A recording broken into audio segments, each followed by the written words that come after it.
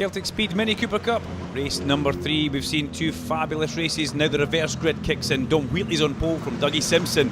So this is going to make it pretty exciting. We always like a reverse grid. It really does throw a cat amongst the pigeons, and it means the dominant man from the day doesn't really have it all his own way. Let's see how Kyle Reid gets on in this one. He's going to be starting quite far down the field. You can see him there on the right hand side of your picture. But can Dom Wheatley make this pole position count as he tears down towards Duffus Dipper? On board with John Duncan there. David Slay gets the jump on him, so John Duncan straight away down to 4th position. He'll be having a little look over to try and slide in behind David Slay if he can, but then he'll think, hang on, I can go around the outside. But Wheatley's going to take this one from Simpson. We know how hard a charger Simpson is. Simpson tries to come back through the left-hander, but he's going to have to watch because David Slay has now put his green number 5 up the inside as they go in towards McIntyre's. On through they go. Aston Morris has a massive moment there as they come through. Scotsman and takes the track Scotland 155 car of Adam Kindness off with her. But yeah, all happened at McIntyre's there on lap number 1. And let's see the leaders as they come through. Clark Slay is in 2nd. John Duncan has got up into 3rd. Kyle Reid's gone into 4th. And Douglas Simpson has gone down to 5th place after that little stramash there. But I'm pretty sure he's not going to be there for too much longer. Then we've got Ian Munro as well. But in towards the hairpin for the end of lap number 1. Dom Wheatley turns the number 4 car in, gets through the corner and powers up the straight, and he, oh, big hit there, big hit. That was an incoming Robbie Dalglish trying to make a manoeuvre, and he absolutely takes out Rhys Robertson there. That was a big thud there.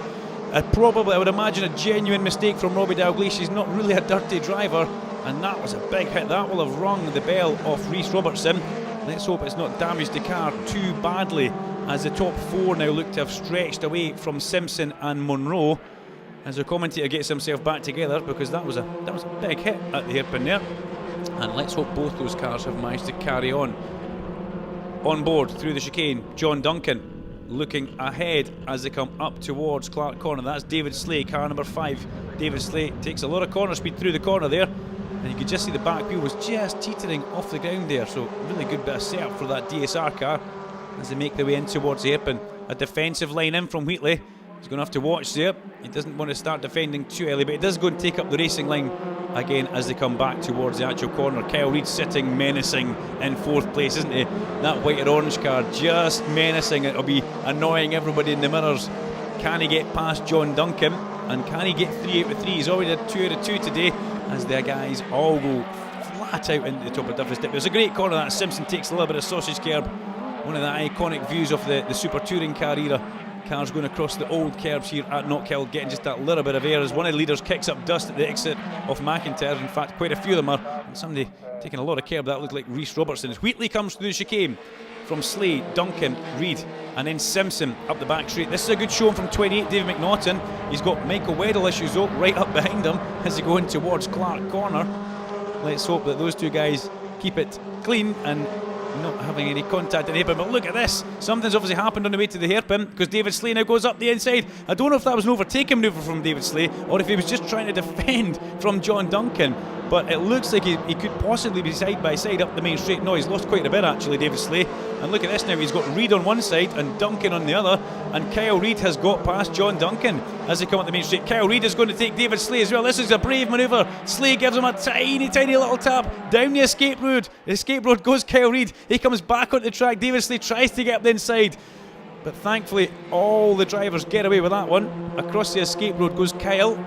Was there a little tap to take him there in the first place? It was difficult to see from our camera angle, but thankfully there was no spinning minis downhill there. And David McNaughton's now come right up into this battle as well. Let's draw breath for just a minute here, because that's what we need to do, because Dominic Wheatley's going to have to do the same thing, because he's going to see that orange and white number 20 behind him now, and he knows that's going to start homing in. Already a bit of a gap between Reid and Slay, and John Duncan now trying to get past David Slay as well. Dom Wheatley's going to have to drive the race of his life here, because the form man is coming in 2nd place. Let's keep our eyes on that all-important gap from 1st to 2nd as David McNaughton up the inside of Ian Munro as they go up the main straight. Can he make that one stick? Yes, he can. Fair bit of speed under the bonnet of that ALM car. Good to see David McNaughton really enjoying his mini racing.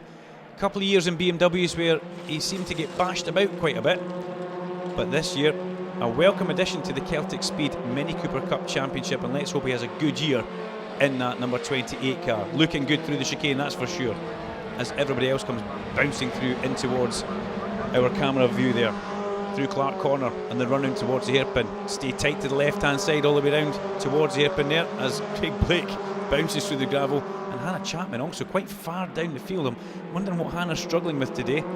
Great to find that out. Coates goes up the inside of Wilkinson there. Whole heap of understeer for Ross Wilkinson as he comes through the corner there. And did you see the gap at the front there? Did you get a little glimpse of that? Yes, so did I. It looks like Kyle is pulling away from Slay, and he's definitely homing in to the back of towards Dominic Wheatley. So Wheatley's going to have his wits about him. That number 4 car, prepared by Performance Tech. Jerry and the guys up there with help from former mini racer Scott McKenzie. And look at that, oh, Coates gets a tap in the side from Wilkinson. William Blake 26 round the outside. Mike Coates is going to have to watch that one as well. Mike Coates with a little bang in the back there. He dealt with that really well going through Scotsman, and Hannah Chapman managed to make up a position as well in that little bit of a happening as David Slay runs incredibly wide at Clark's, and that's let John Duncan get past him. Lost all his momentum out of Clark's. He was a bit lame through Hislops, and through goes number 24, John Duncan. The race is on, ladies and gentlemen. Car number 20 has arrived at the front, and he's made it there, and he's made it pretty easily in 2 laps. Can he take 3 out of 3? Can Kyle do this? He's just zooming about in the mirrors there, trying to put off Dominic Wheatley as Dominic Wheatley flies over the top of Duffy's Dip. He's going to have to watch though, because Kyle Reid will pounce in an absolute heartbeat. And where do we think he'll do it? Will he do it at the hairpin, or will he try and do it in towards Duffy's Dip by setting the move up at the exit of the hairpin? Or is he going to try and do it in towards Clark Corner, because that looked very, very good through the chicane there. Wheatley probably already defending into Clark Corner as they come through here. It's all about these 2 guys at the front. John Duncan has David Slay issues as they come through Clark Corner. David Slay is not done with this one yet. Into the hairpin, it's Reid time. Up the inside goes Kyle. That, ladies and gentlemen, is a clinical bit of mini overtaking. It was clean, it was crisp, and it was done nice and early. There was no lunge there. Kyle Reid takes the lead, and he's on his way now to 3 out of 3 in the one day. A little clap at the hands from some mechanics here. Maybe not towards Kyle Reid, but towards somebody. But what a fabulous bit of overtaking. But hang on, Dom Wheatley's not done with this one yet, is he? He's got the sleeves rolled up. He's going to dig in as much as he can. Either way, though, it's still a fabulous race for Dominic Wheatley. He's led for most of it, as something's sort of happening down there. You can see all the grass and turf all over the circuit. As Michael Weddell gets very close to the back of Ian Monroe. Look, yeah, Wheatley's not done with this one. Kyle, you're maybe in front, but you're going to have to watch, because Wheatley is definitely still there, and he's going to be giving you a hard time towards the end of this race. You don't want to barrel too much though, because if they do, they'll start slipping back into the clutches of John Duncan and David Slay. And John Duncan, what a start. He looks like he's actually now starting to pull away from David Slay. David McNaughton's got himself ahead of Dougie Simpson, and that's a cracking drive from him. People are going to have to watch David McNaughton this year. If he can put a full season together like this and get his qualifying sorted out, he is going to be an absolute machine in this mini as they come up to cross the line for one other lap underneath the Beatson's Building Supply Bridge. Our good friend John Marshall sponsoring the bridge here at Knocker Racing Circuit, and we watch the guys flying over the top of Duffy's Dip there. Great camera work from the Edinburgh College guys here as we see them coming in towards Scotsman, and then the leaders coming through the Arnold Clark chicane. Yellow flags there. Now, who was that parked on the inside? Just missed it. That looked like it could have been a Reece Robertson car. Looks like it was maybe white. We'll catch up with that one later on, because no doubt we'll see that in another lap. But a waved yellow flag as chicane, not really an overtaking place. But look at this. Kyle Reid is now having to go defensive in towards the hairpin, because Dom Wheatley really is still giving him a bit of a hard time. As Michael Weddell comes through right under the back, and Michael Weddell was trying to get underneath there, but it's going to be 3 out of 3 up to the line. Reid wins it from Dom Wheatley, and John Duncan in 3rd place. But what a day it has been for Kyle Reid to take 3 mini races, and including one of them being the reverse grid. He'll be absolutely delighted with that, and he's also done it in his brother's car. It's not his car.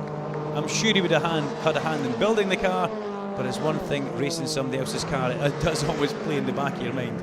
And if you know Kyle's brother, it would definitely play in the back of your mind. So the minis bring a fantastic mini race to an end there. Kyle Reid from Dom Wheatley and John Duncan. David Slane, 4 from David McNaughton. Great drive from David in 5th there.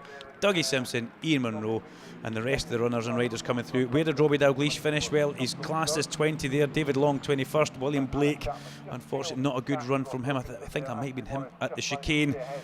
But wow, the minis deliver once again here at Knocker Racing Circuit. Can't wait till the next one.